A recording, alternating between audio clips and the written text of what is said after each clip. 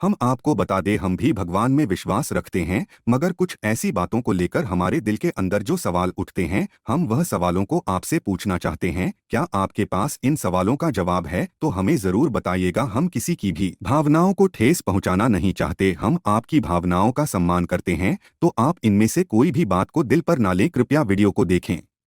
तो आज की कहानी के अंदर हम देखने वाले हैं कि सीता ने आखिर कौन से पाप किए थे कि उसे इतना ज्यादा दुख उठाना पड़ा। आज बहुत सारे ऐसे लोग हैं जिनको सीता के किए हुए पाप के बारे में पता ही नहीं। तो दोस्तों, हो सकता है यह कहानी मनगढ़ंत हो और हो सकता है यह कहानी सही हो। तो आज की वीडियो के अंदर हम यही देखने वाले हैं कि सीता ने आखिर कौन से पाप किए जिस कारण सीता को इतना दुख उठाना पड़ा। वह गर्भ अवस्था में अपने घर से निकाल दी गई। तो आप सोच सकते हैं, वह पहले 12 साल वनवास काटना पड़ा और उसके बाद उसे गर्भ की अवस्था में घर से निकाल दिया गया। आखिर यह पाप था या फिर एक वैसे ही लिखी गई कहानी? तो हम बात करते हैं सीता के बारे में। आप सभी लोग यह जानते हैं, लिखा गया है कि सीता राजा जनक की पुत्री थी और सीता का जन्म खेत के अंदर हुआ था। एक मटके के अंदर सीता मिली थी जिसको राजा जनक ने हल जोते हुए पाया था। तो एक दिन सीता जब बड़ी हुई, सीता अपनी सहेलियों के साथ बगीचे में खेल रही थी। वहां उन्हें एक तोते का जोड़ा दिखाई दिया जो बहुत ही खूबसूरत था। वह दोनों पक्षी एक पर्वत की चोटी पर बैठकर बातें कर रहे थे कि पृथ्वी पर एक श्री राम नामक एक मनुष्य होंगे और वह बहुत सुंदर होंगे, वह राजा होंगे और उनकी महारानी सीता होगी।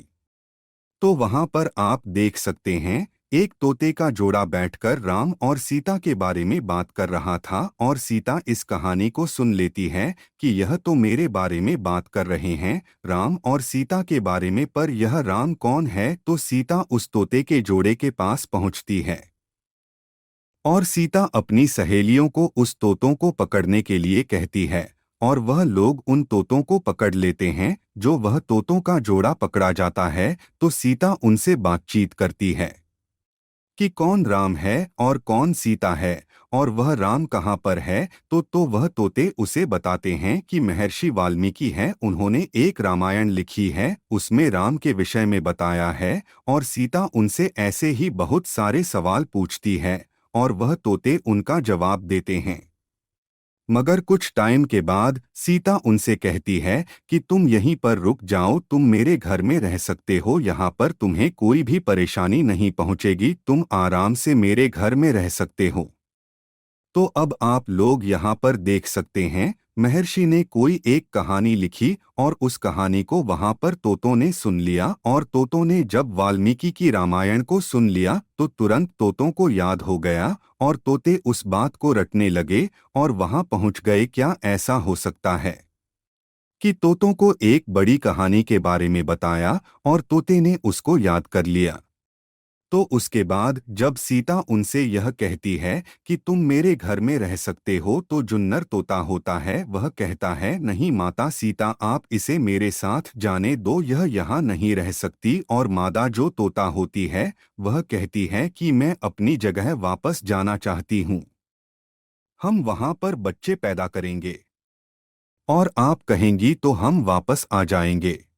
मगर सीता उसे वापस जाने नहीं देती और जब न तोता कहता है कि आप इसे जाने दे, जब यह बच्चे जन्म देगी उसके बाद मैं इसे वापस तुम्हारे पास ले आऊंगा। मगर सीता कहती है, तुम जा सकते हो मगर यह यहीं पर रहेगी, तुम चिंता मत करो, मैं इसका अच्छे से ख्याल रखूंगी।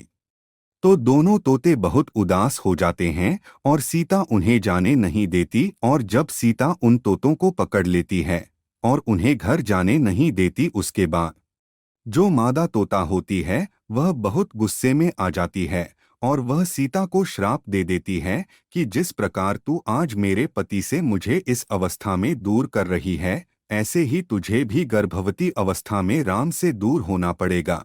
और कुछ दिन के बाद वह मादा तोता अपने प्राण त्याग देती है अपने पति से दूर होने के कारण। और उसके कुछ दिन बाद जब न तोते को पता चलता है तो वह सीता को श्राप देता है मैं मनुष्य से भरी श्री राम की नगरी अयोध्या में जन्म लूंगा, मेरे ही कारण तुम्हें पति के वियोग का दुख उठाना पड़ेगा। यह कहकर वह वहां से उड़ जाता है। तो आप ही लोग यहाँ पर देख सकते हैं, अब पक्षी भी किसी को श्राप देते हैं और उन पक्षियों का श्राप सीता पर लग जाता है। तो दोस्तों, यह बात आपको कैसी लगी, आप हमें कमेंट बॉक्स में ज़रूर बताइएगा। सीता ने उस तोते के जोड़े को अलग कर दिया और इस दुख के कारण सीता को भी दुख उठाना पड़ा, यह बात कही जाती है। तो इस बात में कितनी सच्चाई है हमें नहीं पता, और हमें भी ऐसा नहीं लगता कि यह बात कोई सच्ची घटना है। हमें यह एक काल्पनिक घटना लगती है। मगर आपको यह घटना कैसी लगती है, आप हमें कमेंट बॉक्स में ज़रूर बताइएगा। वीडियो अच्छी लगी हो तो वीडियो को लाइक कीजिएगा, चैनल को सब्सक्राइब ज़रूर करें।